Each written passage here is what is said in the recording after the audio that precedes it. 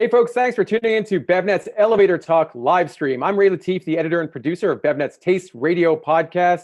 Over the next 60 minutes, we're going to be chatting with entrepreneurs from across the food and beverage industry about their innovative brands and products and news related to those products. With me, co-hosting today's episode, is Lauren Jupiter, the managing partner with AF Ventures. Lauren, how are you? Great, Ray. Thank you very much for having me today. I'm excited to be here. I am so excited because you were so prepared for this. When we did our run through earlier today, you were already wearing exactly what you were supposed to be wearing. I was a mess.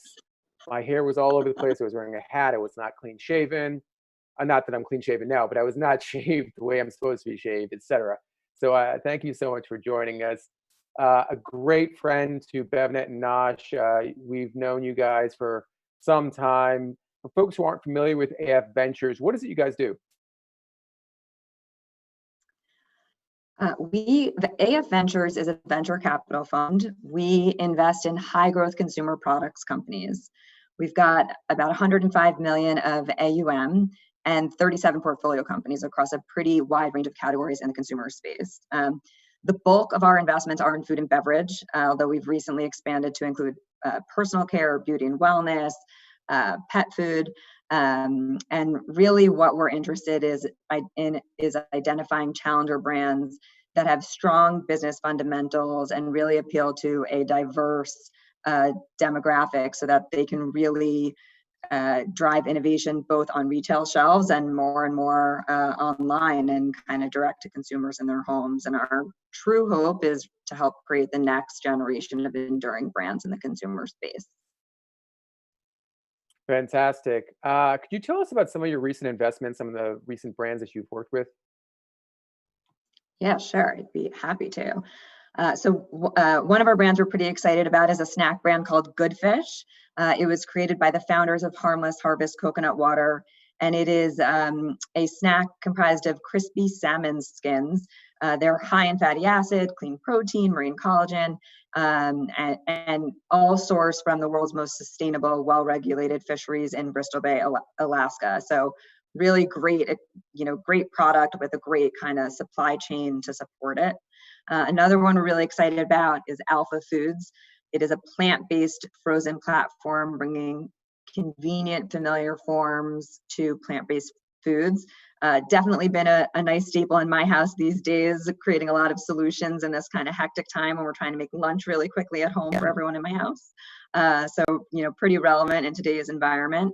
And then another one we're pretty excited about, kind of highlighting our shift towards some of the beauty and wellness side of things, is a business called The New Co, which is a organic food-based supplement business that makes products that are targeted at things like skincare, prebiotics, functional fragrance, and everything is sort of toxic and preservative free and made with, as I said, high quality organic foods. Very cool. And I definitely know the feeling on scrambling for lunch, well, breakfast and dinner these days. It's quite the process. If you're just tuning in, once again, you're watching BevNet's Elevator Talk live stream. I'm Ray Latif, the editor and producer of BevNet's Taste Radio podcast. Co-hosting this episode with me is Lauren Jupiter, managing partner with AF Ventures. Lauren, what do you say we get started? Let's do it. All right, let's do it. Our first guest of the episode is Rizal Hamdallah, who's the Global Chief Innovation Officer of Ocean Spray. Rizal, how are you? Hey, Ray, I'm good. Hey, Lauren, how are you doing? Great, thank you. Nice to see you. Rizal, it's so great to see you again. We first met last year when we recorded an interview for Taste Radio Insider. That's episode 44. Outstanding conversation with you. Now, I'm sure there are folks watching right now and saying, well, I'm sure there are a lot of folks watching right now and saying, hey, how is Ocean Spray involved? This is a big company, but you have an entrepreneurial mindset when it comes to innovation. Can you tell us a little bit about some of that innovation that you're working on and some that's already out in the market? Yeah, well, thank you so much again. Ray, we met last summer and things are so different now, right? But so excited to tell a little bit. We're so excited to tell you guys more about Ocean Spray as a quote-unquote big company and bring entrepreneurship inside. So we launched Lighthouse Incubator end of last year. So what does this incubator do? Pretty much they're creating new brands and disrupting new categories. And they only have 5 months from the first time we told them where the space they need to disrupt to launch to market. So we create a different strategy within it. But the first one that we did was Atoka, which is our herbal blends, and we launched end of last year as an incubation, and now we're moving to direct to consumer nationwide. And we also launched Dably, the first sun care that you can eat, also a test. And then we have something coming next week. Unfortunately, I cannot mention it now until it's actually public. Another brand and also a very interesting different type of beverage that we are testing to market in Colorado. So again, this is just an example of we realize as a company we need to really think differently about innovation, and even within this COVID-19 and thinking about what that next normal look like, we need to innovate innovation differently. The word agility is no longer become just a tagline or slogan. This is going to be something that we need to bring this alive and test our mentality in bring agility to our new reality. So I hope that give more perspective about how Ocean Spray is thinking in embedded the entrepreneurship approach to the company. I mean, one question right off the bat that seems kind of obvious is, how do you think about innovation when you can't be as nimble as, say, an entrepreneur that doesn't have the, and I'm sorry to use this word, bureaucratic element of a corporation? Yeah, I think no, don't feel bad about using that word at all, because coming with a larger size company, we always have that the red tape, you know, stigma or mentality. And I think there are a few things that I would advise my friends, my peers in the industry that have the same background with me, which is a larger size company. The first thing that we have to do is about the culture, and the people is very important, because it's so easy for us to outsource innovation, and this is becoming like a way of big companies are doing.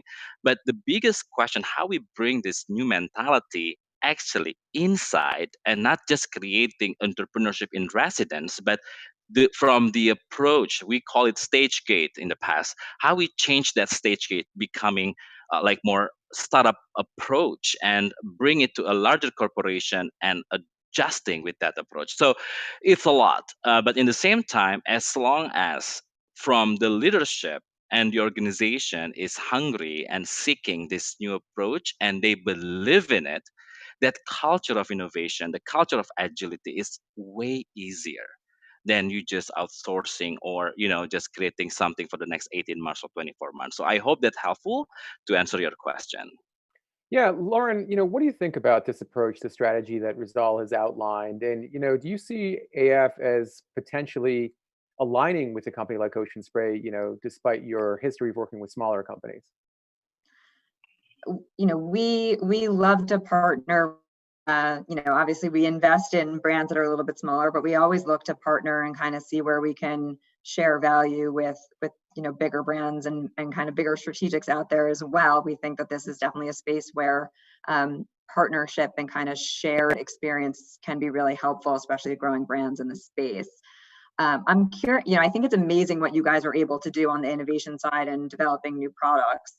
I'm really curious how that sort of culture of innovation and agility kind of continues to flow as you guys actually get product to shelf, and what kind of changes you guys have made or been able to make over the last couple of weeks and months, as obviously the world changed, and whether you guys have shifted to looking more at DTC or other ways to kind of play and be competitive with smaller guys that maybe don't have the same financial resources, but have more of an ability to pivot and change and kind of refocus their strategy as the world changes.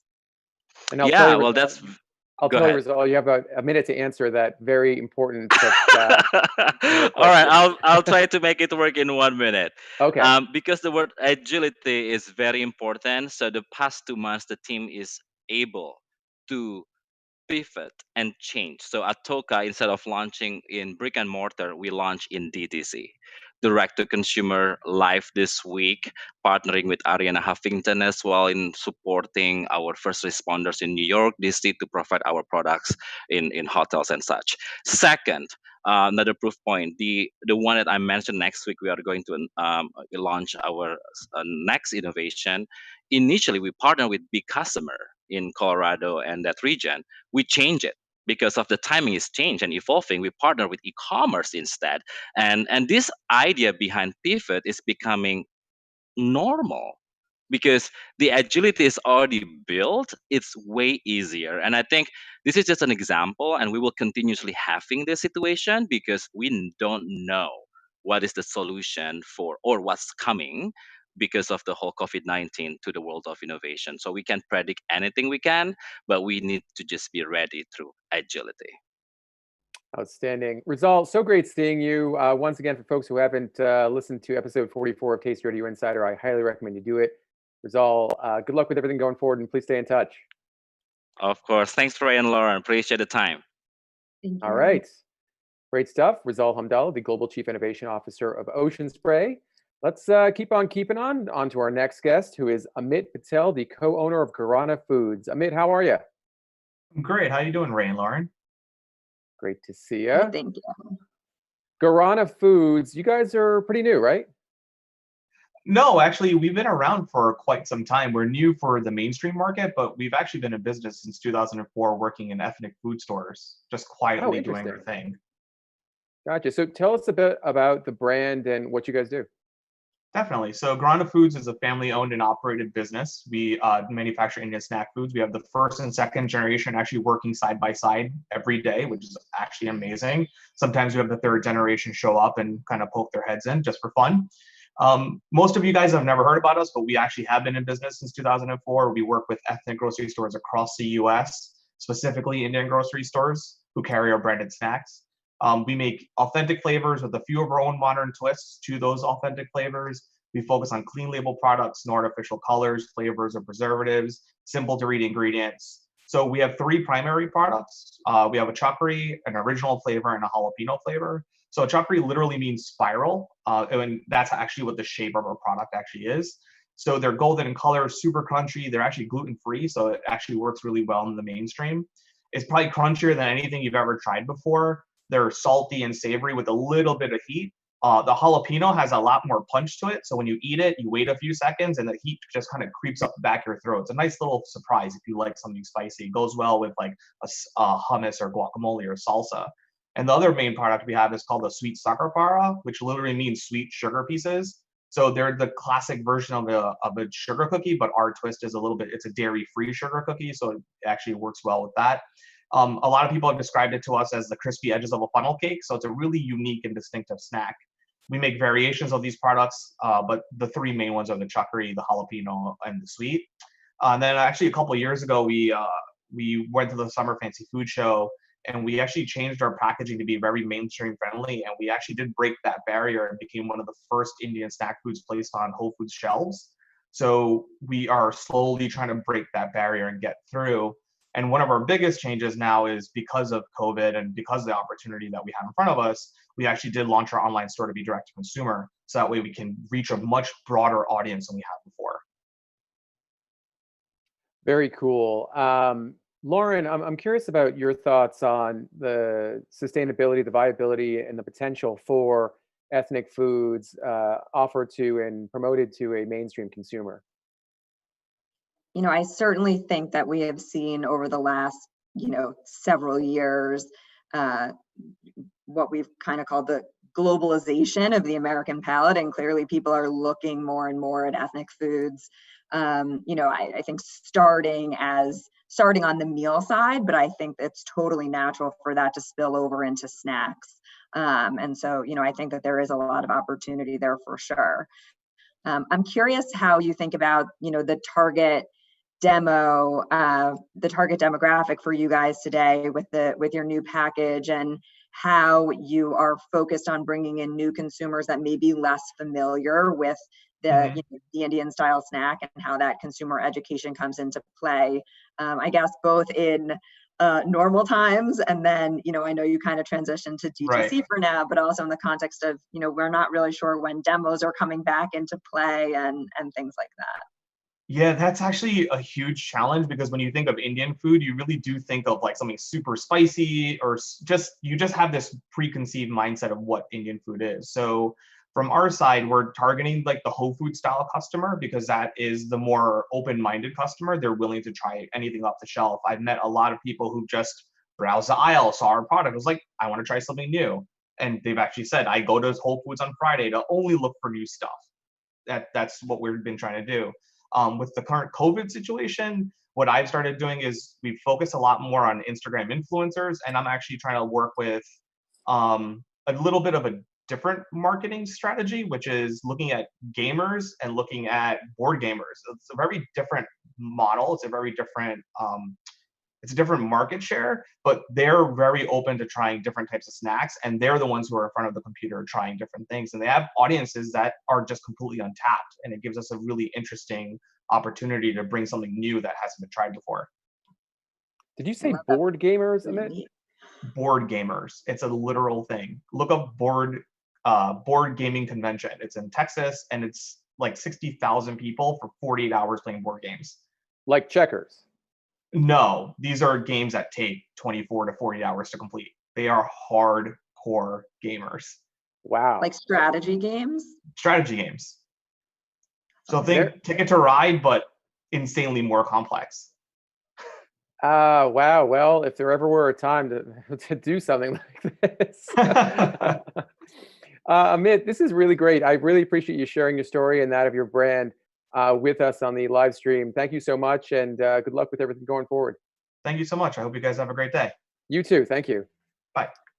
Wow, that's really interesting stuff. I don't think I could spend 24 to 48 hours playing strategy board games. Lauren, does that sound like a good time to you? Yeah, I haven't done it, but I'll try pretty much anything once. So, might as well give it a whirl. I'd probably get knocked out early. I don't know. You never know. You never know. Once again, if you're just tuning in, you're watching BevNet's Elevator Talk live stream. I'm Ray Latif with Lauren Jupiter, chatting with entrepreneurs from across the country about their innovative brands and products. Up next is Jeff Weston, the CEO of Maple Mama Beverages. Jeff, how are you? Good. How you guys doing? Terrific. Terrific. Great to see you. Maple Mama Beverages. I've seen your products in my local Whole Foods. Could you tell us a bit about the brand? Sure. Our mission really started with our founder. His name is Joe Lar, and he's basically, I guess you'd say, he's part Renaissance man and part ex-hippie. But he basically moved out to the Berkshires in Western Massachusetts a long time ago, and found himself surrounded by all these maple trees. And he really wanted to get something healthier for his kids to drink, and started doing some research and found that maple is just an incredibly nutritious natural sweetener. So he started experimenting it and mixing it with different fruit flavors, and really came up with a great concept. Now, before I go any further, I know there's an awful lot of maple waters out there, and that's entirely different. Maple waters really come from the sap, and unfortunately, they really do taste like log cabin.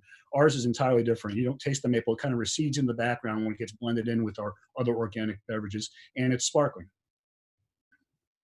Yeah, it's definitely a different kind of beverage, different kind of product. I want to talk a bit about your rebrand. You recently introduced some new changes to your packaging. Could you tell us about them? Yeah, sure. We were kind of all over the boards in the beginning, just trying to figure out what the formulation should be. And we found that the most popular flavors were really more fruit flavor based and more for millennial women. And so we really kind of really tinkered and tested the last couple of years, and came up with an all fruit lineup now. And we have a ginger lemon, a raspberry lime, a blueberry pomegranate, and a strawberry kiwi, and all new packaging and all new reformulations that really are just phenomenal. And so we've been testing for the last couple of years in Boston, and now we're ready to launch in a big way. Very cool. Lauren, I know you've invested in a few beverage brands. What do you think about the potential for a brand like Maple Mama?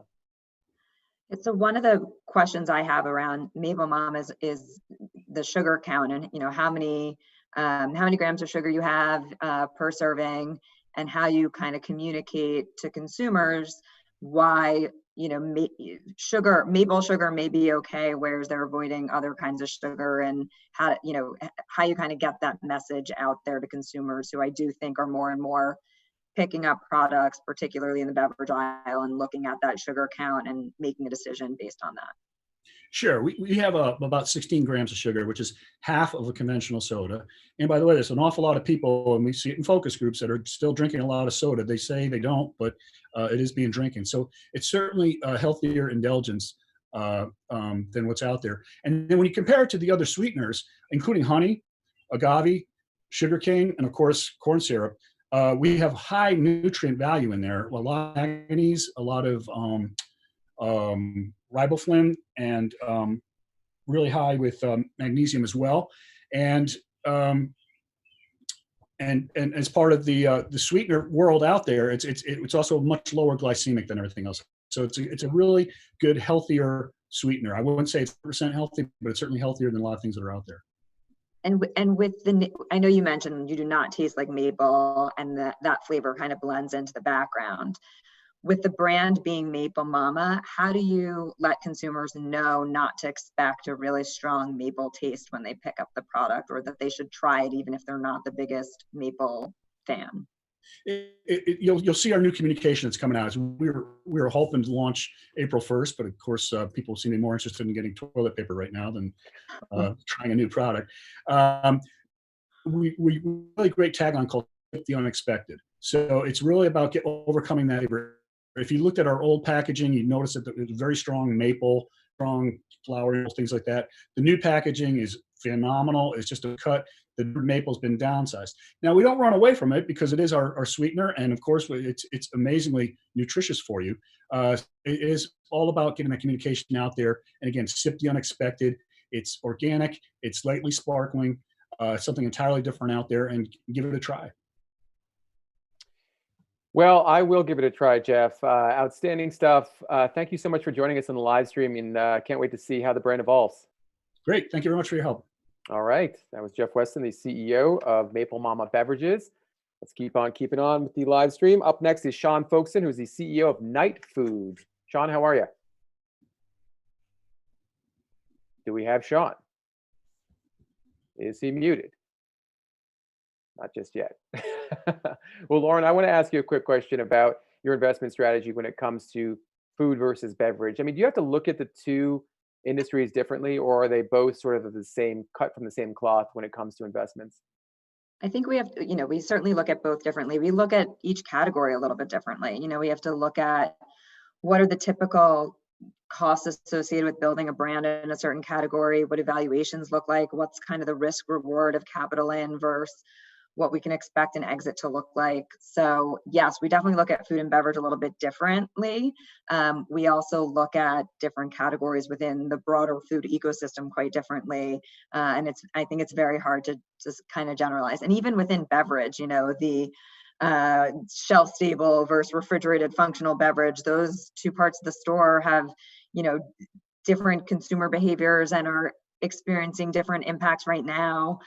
So we definitely kind of have to think a little bit more deeply than kind of the two broadest kind of definitions of the categories, I would say. Definitely an interesting time to be an investor and how to choose where to spend your money wisely. Looks like Sean is back. Sean, the CEO of Night Food. Sean, how are you? Good, Ray. Thanks. Good to see you. So Night Food. Sorry about that. I was trying to make sure to not be interrupted. Yeah. No, please go ahead. I accidentally disconnected my phone to airplane mode so that I wouldn't get interrupted. Of course, I disconnected myself. Oh, these things happen in a digital world, a virtual world that is. Night Food, I can see behind you, you've got pints, it looks like, of ice cream. Is that what you sell? Yes. Absolutely. So we know that 80% of Americans snack regularly at night. The most popular choices are cookies, chips, candy, and of course, ice cream. People know they shouldn't be eating this stuff at night, especially right before they're going to sleep, but that is what we naturally crave.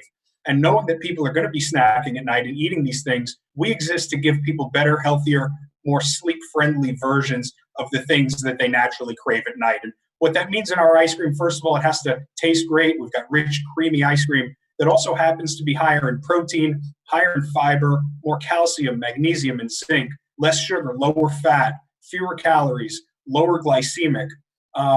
We're in about 700 stores right now: Harris Teeter, Shaw's and Star Market in New England, Lowe's Foods, Jewel Osco. And our ice cream was formulated by sleep and nutrition experts to be more sleep friendly. And what we found out subsequently was that all of the decisions that we made for that actually also make Night Food a much better choice for pregnant women. And within a short amount of time, we were named and recommended as the official ice cream of the American Pregnancy Association. And to support that marketing initiative with the pregnant women, we're launching a new flavor, which is called Pickles for Two. It's pickle flavored ice cream.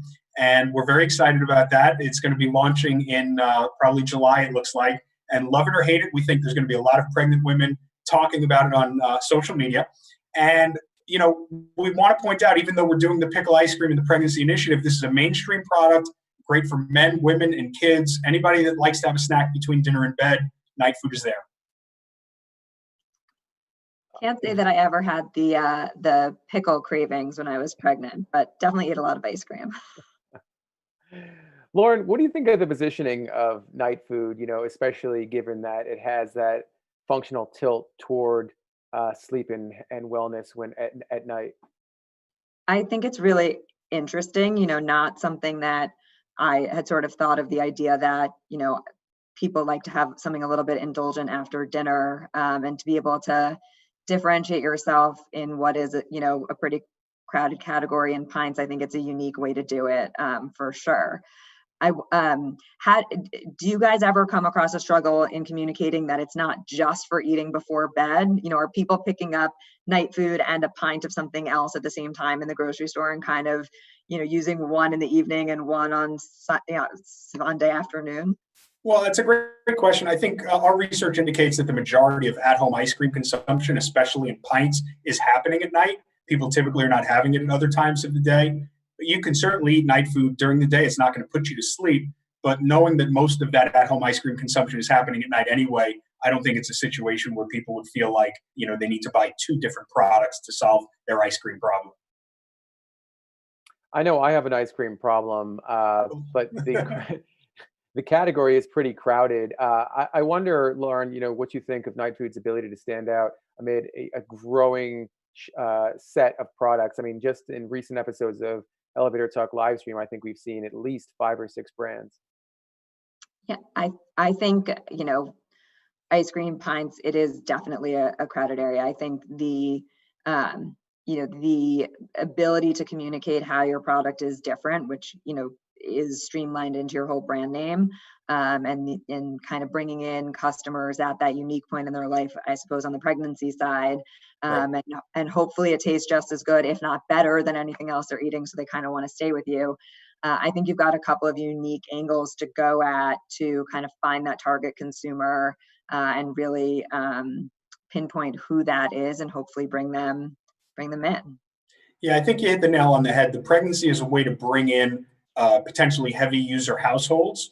The fact that when baby is born and baby comes home from the hospital, they don't need to switch back to some other ice cream. If Night Food was there during pregnancy for mom and for, you know, the rest of the family, it's something that they can stay with. And every day, you know, there's 12,000 new pregnant women entering that market, and just as many exiting the market. And so it's a great, they're at a point in their lives when they're actively looking to optimize nutrition. So you don't have to beat people up about, hey, you need to change, you need to change. As soon as they get pregnant, it's no more sushi, no more wine. They have to make these changes. We believe Night Food can just be on that standard list that every pregnant woman knows, hey, if I'm going to have ice cream, it needs to be Night Food. All right, great stuff. Sean Folkson from Night Food, the CEO of Night Food. Thank you so much for joining us in the live stream, and good luck with the brand going forward. Thank you both. All right. You know, interesting stuff. I'd love to try it at some point. Are you a big ice cream eater, Lauren? I ask all of our co-hosts this because it keeps coming up. Like I said, we keep getting more ice cream brands on this show.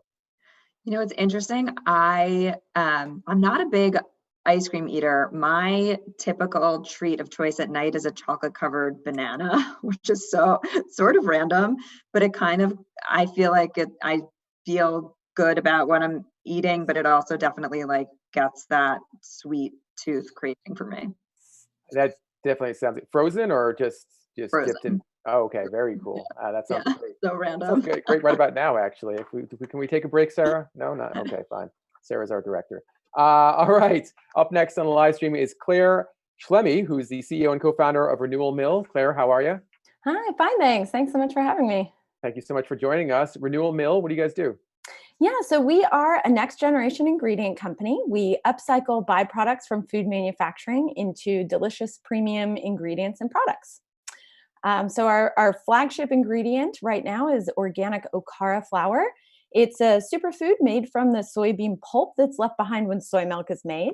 It's gluten-free and it's high in fiber and protein, so a great way to add nutrition and taste to products. Very cool. You're in the midst of a distribution push. Could you tell us about that strategy? Yeah, so what we do, so we sell the ingredient, but we also use these ingredients in our own branded products so that we can introduce these upcycled ingredients to folks and to consumers to be able to try what this more efficient and better food system can taste like. So we're using the organic Okara flour along with 2 other upcycled ingredients in our new upcycled dark chocolate brownie mix. So it's the mix is vegan, it's gluten-free, it's super easy. It's just add water and oil. And you'll have a pan of delicious upcycled brownies in about 45 minutes. Outstanding. Upcycled brownies. Lauren, I'm curious about your thoughts on that type of product and in general Renewal Mill. Yeah, well, first of all, congratulations on coming up with something that is both, useful, but also really has an impact. And, I definitely believe in products that are able to kind of combat food waste, promote sustainability. And so I think there's a lot of opportunity, and I hope more brands come along with that mission in mind. I do always wonder about some of the education that has to go into it. And particularly, I think for you, a little bit of a 2-stage education process of, first of all, I don't know if everyone even knows what upcycling is, who's walking through the grocery aisle. And then the second stage of what Okara is.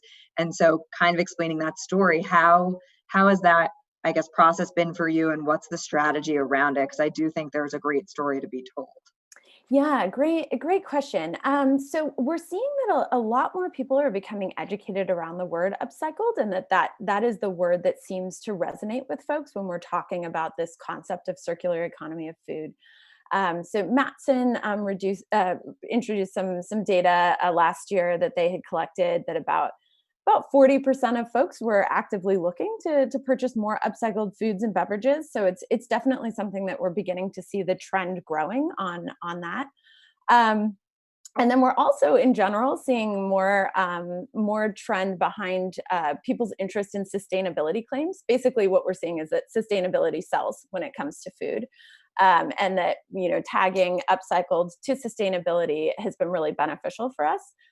Some of actually our own surveys and studies that we've done talking to folks have shown that sustainability actually matters more as a packaging claim than organic, which was pretty surprising for us to see. But I think it's certainly, I think, speaks to, especially with the younger generation, this idea that they're very aware of the challenges and the issues with environmental challenges, like with climate change, and that food is a big part of it, and that they can do something with their food choices. When it comes to investing in brands like this, Lauren, how involved are these decisions about sustainability? I know you said it's really important to you. Is it important to you on a personal level, or as much on an investor level?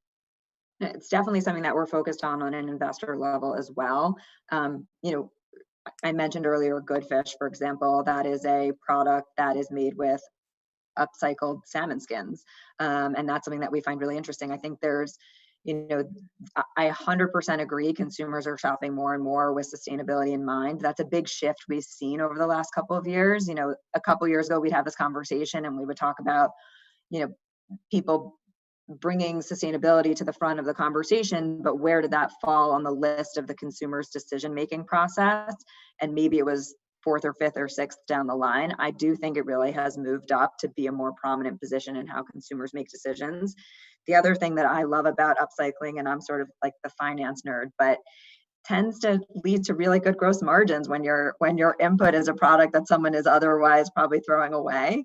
And so I think that makes for a really interesting business model, and a unique ability to have a more sustainable business earlier on that maybe can be less dependent on outside capital for growth at an earlier point than your typical business in the food and beverage space. Great stuff. Well, sustainable in formulation, sustainable on the balance sheet. Sounds like a winning brand to me. Claire, thank you so much for joining us on the live stream, and good luck with everything going forward. Thank you so much. Pleasure. All right. All right. Up next, we have Brian Donovan, who's the co-founder of Kefla. Brian, how are you? I'm doing great. Thanks for having me. How are y'all doing today? We're doing pretty good. Although I'm speaking for Lauren. Lauren, how are you doing? I'm doing wonderfully. Yes, you are. Yes, you are indeed. Kefla, cacao bars I see in the background. Tell us a bit about those cacao bars. Sure. So Kefla is a Colorado-based manufacturer of hemp-infused cacao bars and chocolate supplements that are USDA certified organic, contain only 2 grams of coconut sugar per bar, and we're also certified by Fair Trade USA. We created our products back in 2017 to deliver the combined benefits of cannabinoids and superfoods, and we do this by infusing chocolate with 25 milligrams of CBD from full spectrum hemp extract. Not only can our bars be enjoyed as a snack, but they can also be made into a simple drink, which is really cool. All you got to do is dissolve it into warm coconut milk, hot water, or wherever your imagination might take you. So at Kefla, we meticulously lab test each one of our batches with a third-party lab, and there is a QR code on every packet that somebody can go to and link and see exactly what the test results are for that particular batch. We're unique in the CBD space because we offer great taste, approachable price point, full transparency, and a commitment to environmental and ethical business practices illustrated by our certifications and also our membership in 1% for the Planet. And our news is actually a recent rebrand. We changed our name from Rise Relief to Kefla at the beginning of this year. And we made this change because we wanted to connect more deeply with our company's diverse roots from Florida to the Horn of Africa, while also creating a bridge for our business initiatives centered around promoting the welfare of people and planet. Very cool. Kefla, you mentioned you can dissolve them in milk or water. I wonder if you can melt them down and dip a banana in there. I don't know. What do you think about that, Lauren? I haven't done that yet. That actually sounds like an awesome idea. We might have some innovation pipeline we need to look into on that. That sounds amazing. That would be my bedtime snack of choice, probably. Is that because it has CBD or just because you love cacao bars? All of the above. No, I'm kidding. Well, I mean, we've seen a lot of brands, introduce CBD as an ingredient into their formulations. The big question is, efficacy and, whether it really belongs in the product. I mean, what do you think about CBD and cacao bars, and specifically what Kefla is doing with the ingredient?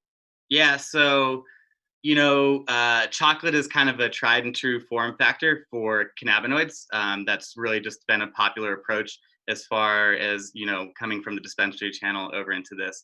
And what's really cool about this is that in addition to being able to eat it like a snack, because you can dissolve it into a drink, it's going to be absorbed by the membranes in your mouth as opposed to going through and being digested by the liver. So it's kind of somebody can have a little bit of a different experience, maybe that they wanted to see if the efficacy one way or another affected them differently.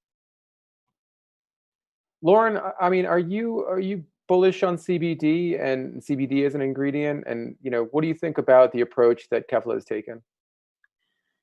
Yeah, I think, CBD is an interesting area that really, obviously has sprung up, and now there's quite a lot in there. And I think it is really important to be able to differentiate yourself, which it seems like you're focused on doing, both in terms of kind of form factor and having the multiple usage occasions and the certifications you mentioned. But I do think, it is really important to make sure that the idea of having CBD in your product is not sort of a commoditized ingredient. And, I don't know when it will happen, but I do feel like someday the big chocolate guys too will have their CBD SKUs, and so I think it's important to make sure that you really are able to differentiate yourself, and not get caught on a back foot before that someday I think will happen.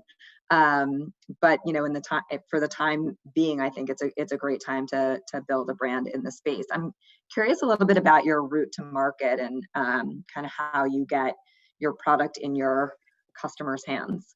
Yeah, so we do a lot of kind of like up and down the street distribution, but we also work with a lot of infras, NCGs, Wegmans in the Northeast. So we've been really pretty retail focused. We have also seen as a lot of people kind of increase in online sales over the past couple of months. And that's been really cool too, to evaluate the amount of repeat purchases and how people are really kind of valuing our products.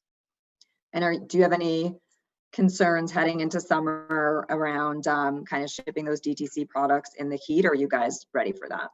We've been doing this for a couple of years, and we're definitely, we've had a few melt that went to Arizona, that went to PO boxes somebody didn't tell us about, but we've created our own program just to really manage that. So yeah, we're pretty on top of that too. That's great question, Lauren. These are very important questions when you are shipping chocolate. Brian, thank you so much for joining us on the live stream, and please stay in touch. Yeah, thank you. All right.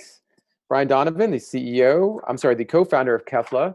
Now moving on to a CEO, that's Lizzie Ward Rodiger, who's the CEO of Sunshine Beverages. Lizzie, how are you? Hey there, doing well. How are you guys? Very good, very good. Sunshine Beverages, we've seen your products in our cooler at the BevNet office more than a few times. Good. Tell us about the brand. Sure. So Sunshine is a better for you energy beverage.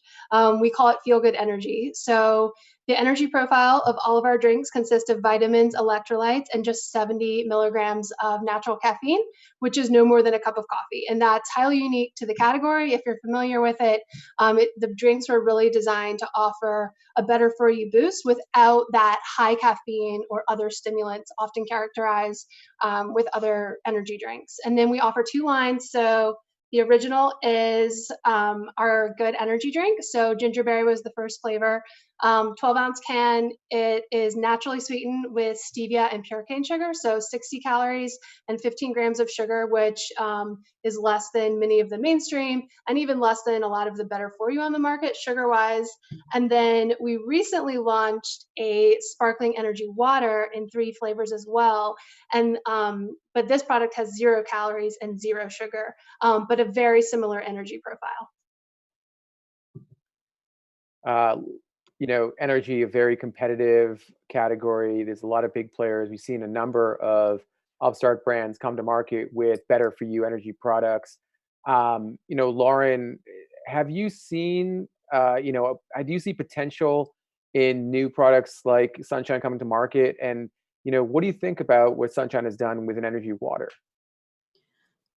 So as you said, energy is certainly a competitive part of the market, and not just competing with itself, but I also think competing with coffee and cold brew coffee for that day part caffeine or energy experience. So definitely there's a lot of people playing there, but it sounds like you're taking a really interesting approach by being sort of medium energy and not kind of jumping off the wall energy, which I think. There is sort of room for that. People who don't necessarily want something that's going to make their heartbeat kind of pounding out of their chest. I think it's interesting you talk about the products having other vitamins and nutrients in there, and I'm curious about the sort of insight that went into building that into the formulation and how you thought about whether consumers want to be looking or will be looking at their energy drink to provide them with those, that nutritional element as well. Yeah, absolutely. I mean, I think you definitely hit on an insight that we lean into heavily, and that is that most of our consumers view Sunshine as an alternative to coffee. We hear time and time again, especially as an afternoon boost. As far as the other ingredients, just a lot of the research that went into that was looking at what consumers are preferring, not just in an energy drink, but in a carbonated beverage. And Mintel's done several studies on it, but electrolytes and vitamins were top of the list along with caffeine and that functionality in what we call stacked functionality. And I think it also kind of lends itself to that convenience that you can grab one product and get several aspects of functionality that you might be looking for. We receive really positive feedback on having the multiple aspects as part of the beverage. And we're always re-looking at the formulation, over the past year, 2 years, really. We changed our package size, we reduced sugar count in the original, and then we're constantly looking at the vitamin mix, particularly with FDA, like them changing recommended daily amounts to make sure that we're giving the consumers the right amount. And our sparkling energy water, which we obviously just came to market with, it's 100%. So we don't want to be doing, it's not the excessive, and it makes for a very clean messaging that it's 100% of your daily vitamins.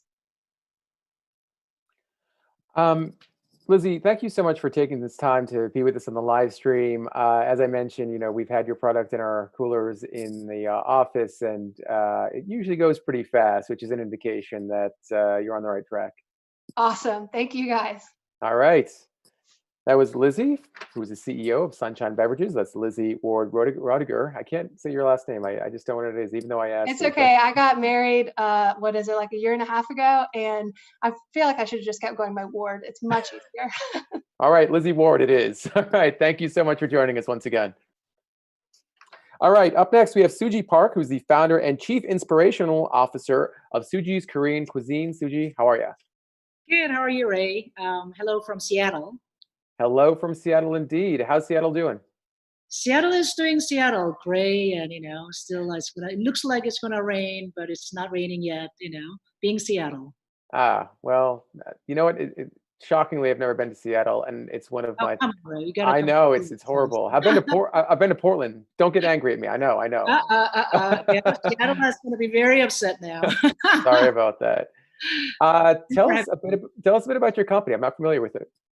So we're a Korean cuisine company, the only brand that we have a variety of authentic Korean products with clean label and convenience. For instance, our bulgogi is already fully cooked, and I just have to heat up to make tacos or over rice or over ramen that we distribute through mainstream American retailers.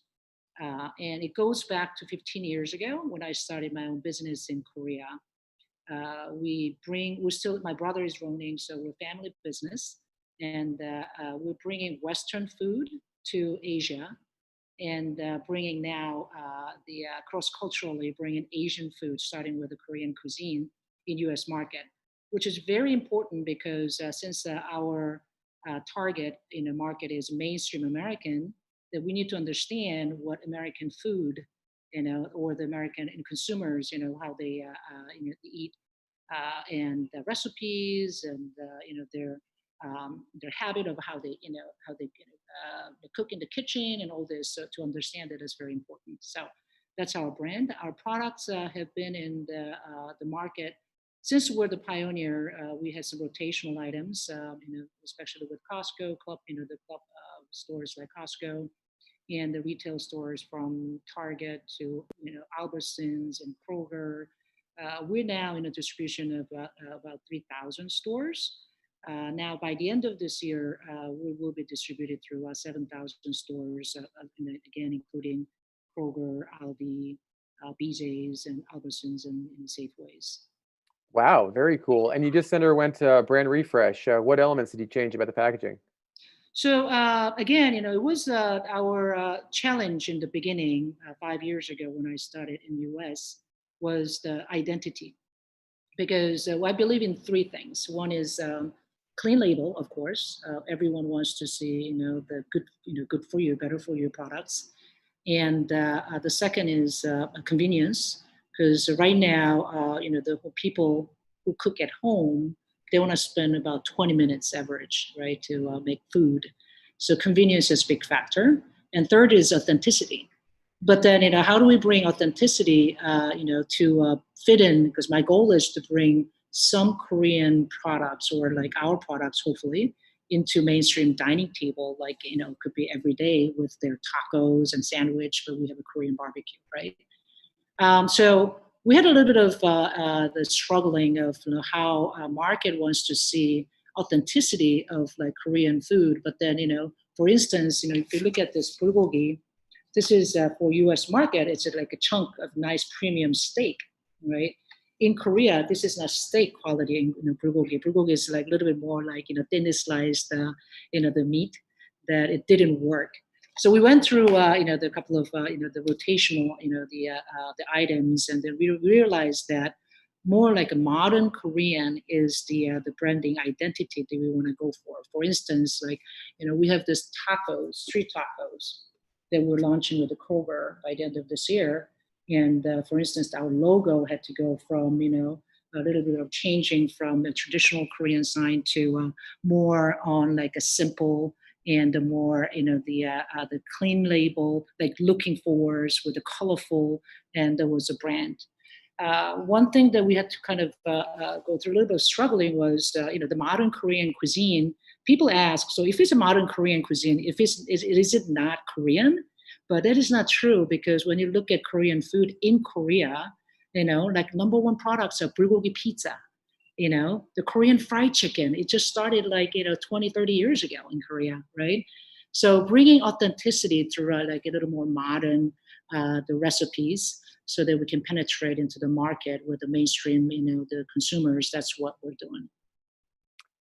Those tacos look insane, and I'm really hungry right now. Yeah, yeah, there they are. Yeah, Ray. Yeah, we'll feed you. Thank you very much. Lauren, are you familiar with the brand, and what do you think of it? I mean, I think they seem to have a lot of their I's dotted and T's crossed, but I'm curious about your thoughts on Suji and what you just spoke about in terms of their strategy.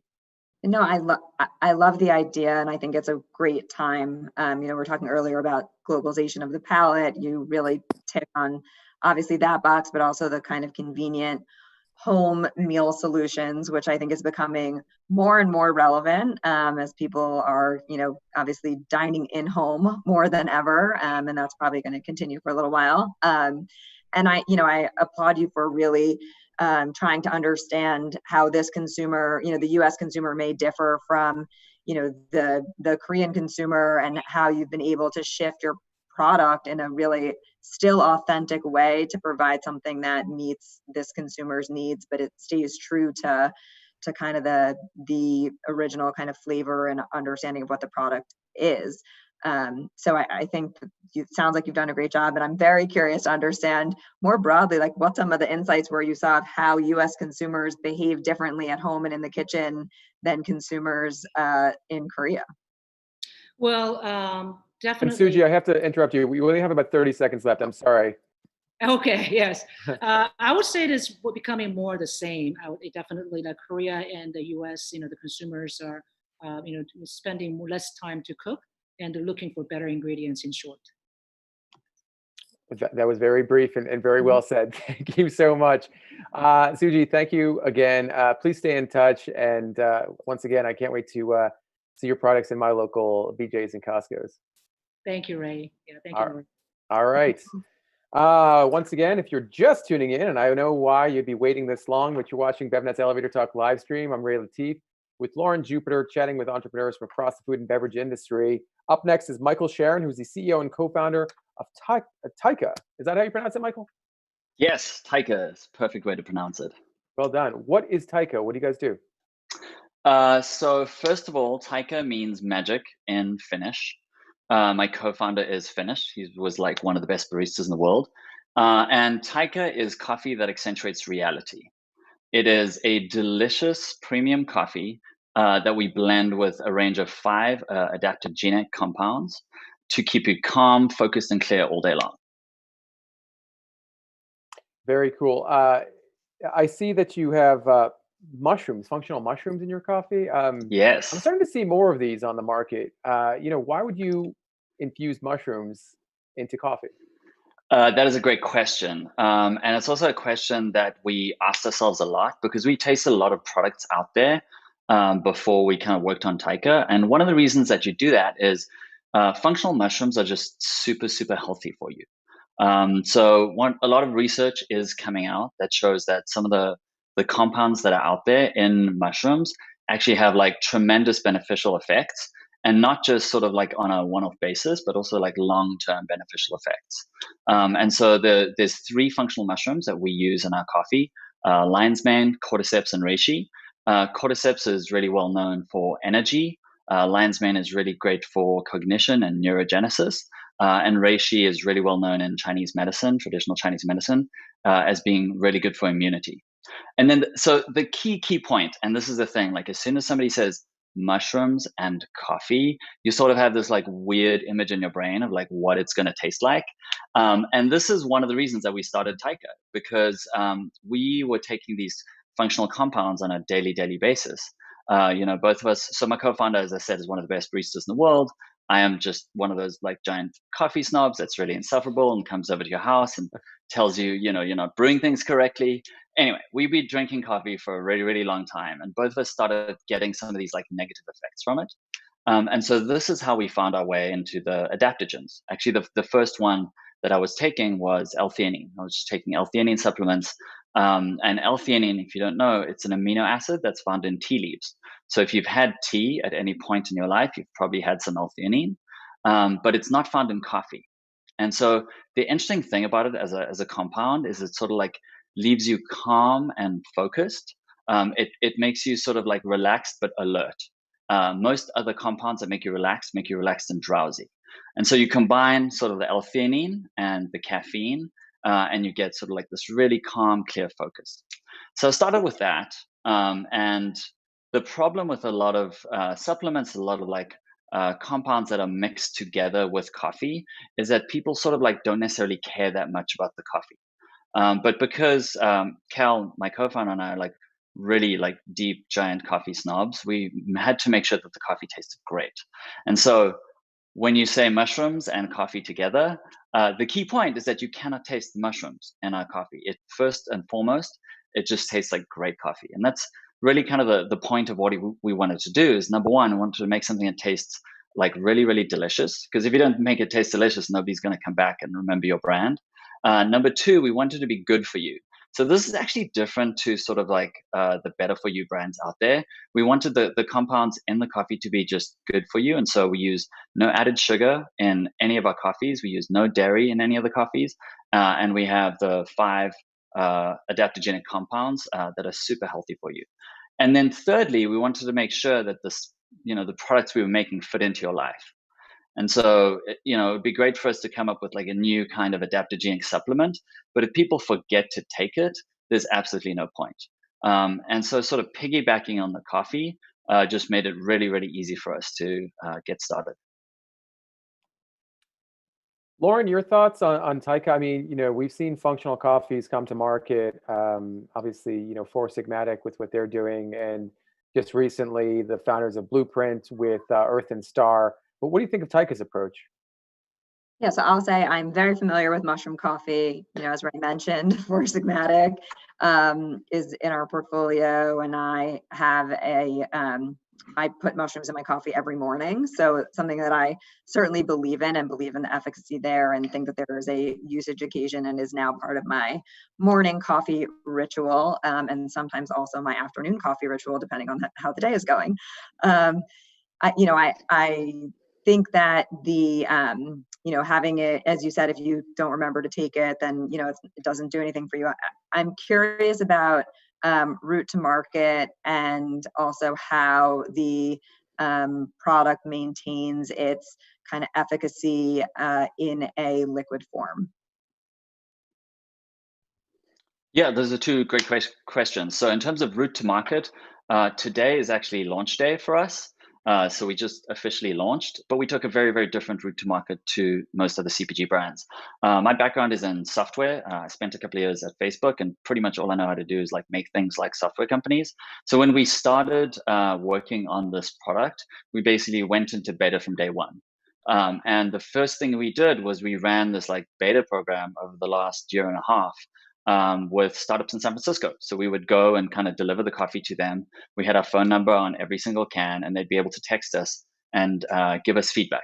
So we got a ton of feedback from that. And that's sort of like how we built up the volume and the scale over time to get to where we are now. Obviously, kind of at the beginning of March, right at the start of COVID, a lot of companies in San Francisco were really forward looking and sort of like sent everybody home. And so I like 100% of our like business orders, we called the business channel D2B, direct to business. The D2B channel just disappeared for us. But at the same time, we'd also started experimenting because basically a lot of what we do is beta test and experiment all the time. So we started experimenting with a DTC program at the beginning of March. And so now we have sort of like delivery within 2 hours in New York, San Francisco, and LA. And then we're also in retail. So we're in 5 locations of Erewhon down in LA. And with like 16 different stores in San Francisco, some of the best retailers, including Buy Right Market, Rainbow Grocery, and Epicurean Trader. Very so cool. that's in terms of, sorry, that was in terms of kind of like route to market. And in terms of the efficacy, so the shelf life of our coffee is 5 months refrigerated. It is a cold chain beverage. And that's the reason why we can get the coffee to taste so good and why we can keep the efficacy of the compound so long. Michael, it sounds like this is a very well thought out plan, and I really like what you guys are doing. Love the name, by the way, as well. So thanks so much for joining us on the live stream, and please stay in touch. Thanks so much for having me. Cheers, guys. All right. Our last guest of the live stream is John Mckinney, who's the co-CEO of Harvest. John, how are you? Fine, thank you. How you guys doing? Pretty good, pretty good. Thanks so much for your patience. I know you've been in our waiting room for some time, but you know what they say, you save the best for last, right? I appreciate that. Thanks for having me. It was a pleasure to listen to everybody as well. So it was good for me, as it's hopefully good for you guys. Oh, fantastic. Harvest, tell us about the brand. Well, one is Harvest. My founder and chairman is a gentleman named John Doherty, who was the executive chef of the Waldorf Astoria for 30 years, cooked for multiple presidents, royalty, anyone that visited the Waldorf Astoria, he had the pleasure of cooking for, and is a James Beard Award winner and has restaurants in Manhattan. I met John a few years ago, and I sat on the board of his charitable foundation. And John has a belief that eating right and good is not a privilege, it's a right. And that regardless of your financial situation or your demographic or your logistic, that eating or having access to healthier, nutritional, flexible, great tasting, better for you options are important. And so we set out on a quest, and I come from retail and fashion. My co-CEO comes from the finance world in retail as well. And John, obviously being a chef and a farm to table, and we all had something in common. We were foodies. So what we did is we combined all of what we loved, and we thought about, listen, how can we make something and bring it to market, but actually do good? And that's where Harvest was really created. It was, think about Tom's Warby Parker and Newman Zobin in the food space. People need socks, they need eyeglasses, but really what do people need? They need clean water, clean air, and they need food. They can live on okay food, but they're not going to live well. And so what we wanted to do was make sure that people of all demographics and financial wherewithals had access to it. So we have a shelf-stable meal that not only tastes great, but is better for you, that is not only affordable, but it doesn't need to be refrigerated or frozen. It has probably one of the lowest carbon footprints of any pouch meal in the market. It has 20 grams of protein per meal. It is low in sodium and has no additives or preservatives. What are some of these meals? They sound wonderful. And what's the price point on them? At retail, it's $7.99 a meal. But here's the thing, we have a give back. We actually started out as a foundation with a mission, and then we built a company around it. All of us decided to leave our professions because we thought we needed to do something better. Not just better in our lives, but do something that was legacy driven. And John, being a chef and a farm to table chef, obviously he's featured on Fox and Today Show and lots of great places. The meals have to have a high flavor profile. They have to be, they're curated recipes. So with macaroni bolognese, it could be Asian stir fry. It can be a creamy chicken and dumpling pot pie. These meals are 10.5 ounces, and they really provide you a great meal with everything you could want that not only tastes great, that a kid can put in his backpack and eat at school, or a young college professional can eat it in his dorm room, or someone working at used to be WeWork be able to pull out of the pantry and cook, or a hardworking mom who needs to feed their kids real quick. Lauren, I love the idea of convenient gourmet food. Does that resonate with you as well? Yeah, absolutely, especially, I think in our current environment, and having shelf-stable products, I think are becoming more attractive. I am curious, at your price point, how you kind of communicate value being shelf-stable and kind of the quality. And, do you have concerns about people assuming that you do have, preservatives, and you aren't as clean a product as maybe they would find in the refrigerator or in the frozen set for, a similar price point? I think when we started looking at branding, we wanted a couple things. We wanted to be aspirational. We wanted to be attainable. We wanted to have clean packaging. We also have a 5-for-1 promise. For every 5 meals that's purchased, we donate 1 to a foundation. We work with Feed the Children, which is one of the largest, food provider organizations, insecurity organizations in the world. Our messaging is incredibly clear. Icons are 20 grams of protein. It is chef curated, no additives or preservatives, and the ingredients and all the information is listed very cleanly and very face in front to the consumer when he shops. Fantastic. John, well, I'm excited to see Harvest on the market and try some of the products. Macaroni bolognese, is that one of the products you said you have? Macaroni bolognese, creamy chicken and cheese dumplings, barbecued rice and beans. Like I said, every meal has 20 grams of protein, 330 calories, all BFY, and completely made in America, and probably one of the lowest carbon footprints. I mean, so it has all the right things.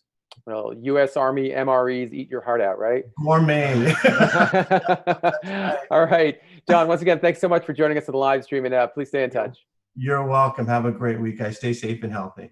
You too. Thank you. You're welcome. Well, Lauren, we did it. 10 entrepreneurs, 10 interesting stories, and 10 amazing brands that are already on the market and ones that are coming to market. As a whole, what do you think of the bunch? What do you think of what you saw today? Well, first of all, that was a lot of fun. So thank you for having me. I thought it was a great kind of really diverse group of products, definitely a lot of innovation coming to the shelf, which I'm always excited about.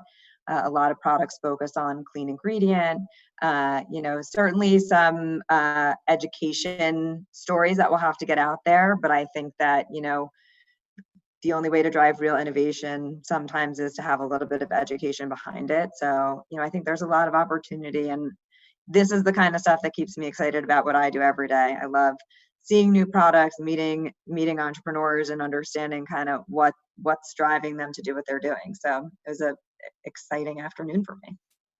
Definitely. I just want to ask one more quick question. I know we're out of time. Of the co-hosts that we've had on the show, I think you focused a lot on route to market, which I think is an excellent point. From an investor standpoint, where does that sit in terms of level of importance for you when it comes to brand strategy? Well, I think that the route to market has to make sense for the brand and for the product. I also think that in today's environment, being able to be flexible and being able to be responsive to changing consumer purchasing habits is going to be really important. So, I am always curious how products are getting to market. I am curious about which products are refrigerated, which are shelf stable.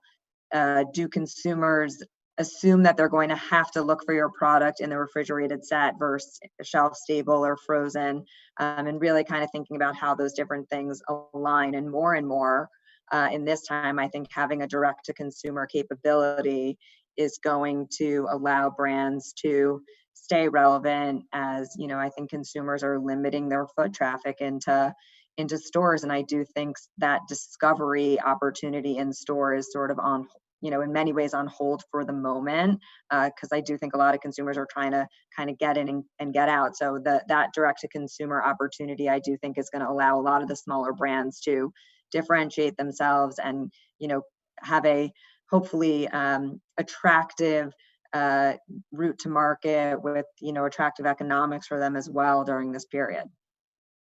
Indeed. Lauren, it was so wonderful having you on the show, full of great advice, great feedback. Thanks so much again for joining us, and good luck with everything going forward with AF Ventures.